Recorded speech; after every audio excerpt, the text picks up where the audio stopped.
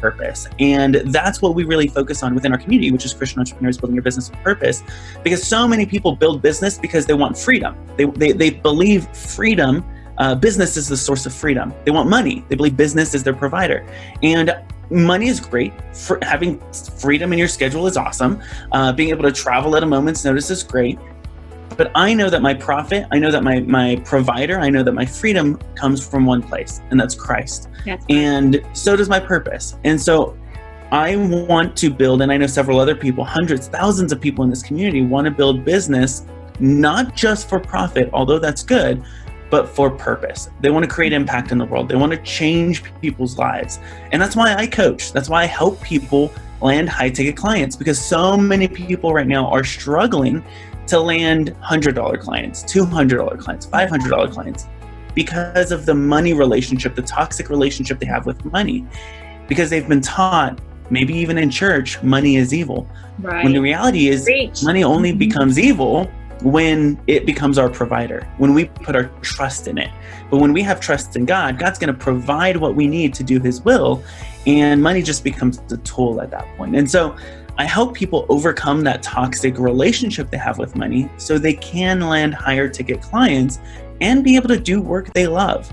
My very first client paid me $10 a month for 3 months worth of coaching, and she paid in full. $30. I hope so. $30. I was so happy. But then immediately after she hung up, I regretted giving her such a big discount. But I did it because I was so scared of hearing no. I was so scared of rejection. I was so scared of being seen as someone who's all about the money. And so I charged so low, but later regretted it. And it was at that moment that I realized I would rather hear no for a price I feel good about than hear a yes for a price I'll later regret. That's right. And what I realized was the more I charged, the more confidence I had and the more confidence my clients had in the transformation that I was able to provide them through coaching or consulting, or whether you're a freelancer service provider. I have a marketing agency as well. So no matter how you're serving someone, your price is going to communicate your confidence, and we help people overcome the toxic relationship they have with money so they can charge a higher price.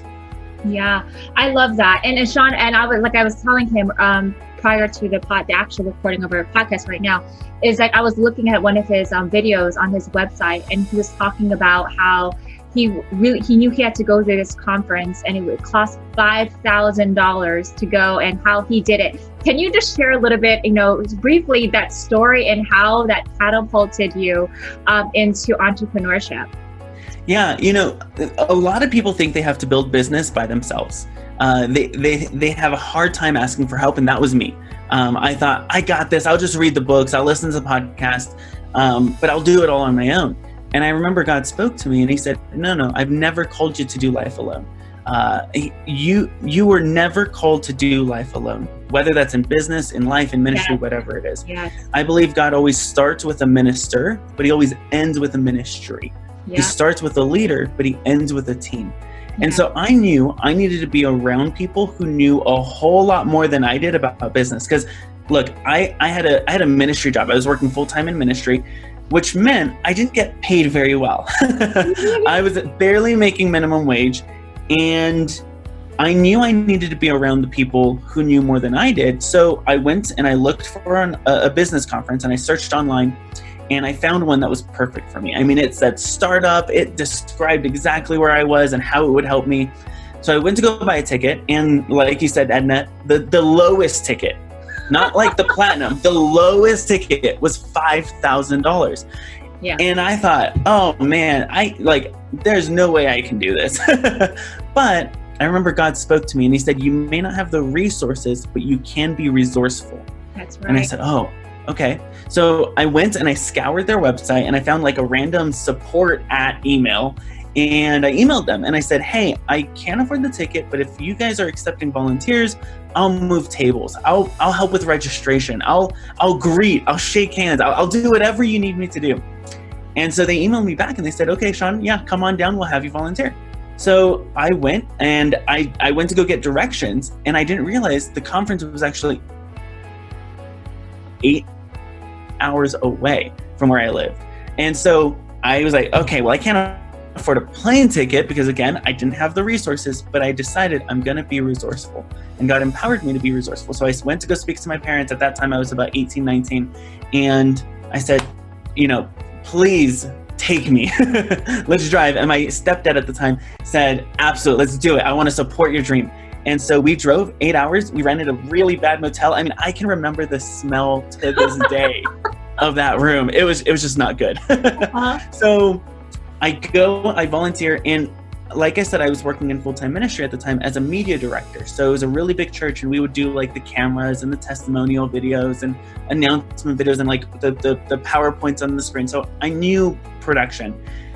Their technical director, their production director for the conference ended up getting sick the day before the event. And they messaged me and they said, hey, you mentioned in an email that you have some production experience. Do you think you could step into this role? And I did. And it was easy for me because I had done it forever, but they didn't. They were so wowed that I was the right person with the right skill set at the right time that they called me a week later and they said, Shawn, that was incredible. You literally saved the show. Can we pay you $10,000 for our next show for a weekend's worth of work? We'll put you in a beautiful hotel. We'll fly you first class. How does that sound? Now, for me, making minimum wage, let me tell you, like, I was a yes at $10,000. But heck yeah, like they could have paid me $1,000 and I would have been the yes. Yeah. And so I ended up going to that event, working the event, and I ended up working that event and another event and another event. And I start working these events where I get this opportunity to not help with registration, but I'm backstage meeting people like Michael Hyatt and Gary Vee and Damon John from Shark Tank and like all these incredible influencers in the business world. And I remember thinking, wow, this is like God moved me from the back of the room to backstage. And it was simply because I was obedient. I didn't have the resources, but I knew God would empower me to be resourceful and to find a way that His grace would open the door to make it happen. And so that ended up leading me to building our marketing agency, which is a 6-figure business, and working with some incredible people. All because I said, okay, God, what do you want? Where do you want me to go? I'm done trying to figure it out by myself. I don't have the resources, but I know you're going to open the door. That's huge. And it's funny how like God will, if you obey what His instruction, He will literally hand it over to you, set you up beyond your wildest imagination. And without you doing the work, meaning like you just have to show up and follow His instructions. I mean, you still have to do some work. Let me take that back. But the things that happen in your life is only something that God can do. And you can't even explain it to people who ask you, how in the world did you land that deal? How in the world? I'm like, I have no idea. When God puts you in that position and all you say is, God did it. And it sounds so religious, but that's really the answer. I have no clue. I just obeyed and He told me to prepare and I did it. And now I'm here.